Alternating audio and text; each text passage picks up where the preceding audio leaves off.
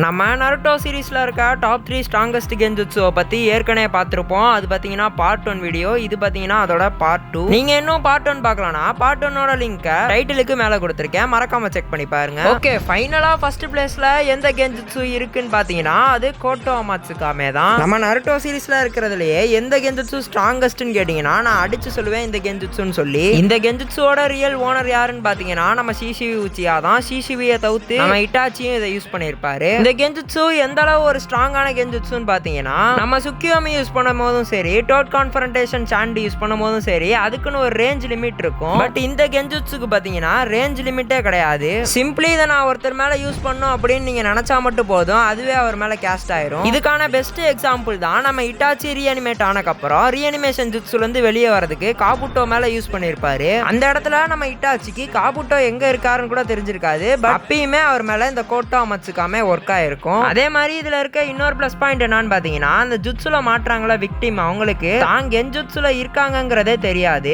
அவங்களுக்கு எல்லாமே நார்மலா போயிட்டு இருக்க மாதிரி தான் இருக்கும். அதே மாதிரி இவங்க பண்ற விஷயம் எல்லாமுமே இவங்க தான் பண்ற மாதிரி அவங்களுக்கு தெரியும். பட் இவங்கள ஃபுல் கண்ட்ரோல் எடுக்கிறது யாருன்னு பாத்தீங்கன்னா அந்த ஜுட்சு கேஸ்டர் தான். என்னதான் அந்த கென்ஜுட்சு இவ்வளவு ஓபியா இருந்தாலுமே இதுல ஒரு டிராபேக்குமே இருக்கு. அது என்னன்னு பாத்தீங்கன்னா இந்த ஜுட்சுவோட கூல் டவுன் டைம் 10 இயர்ஸ். ஒரு தடவை இந்த கென்ஜுட்சுவை யூஸ் பண்ணிட்டா மறுபடியும் இந்த கென்ஜுட்சுவை யூஸ் பண்றதுக்கு 10 இயர்ஸ் ஆகும்.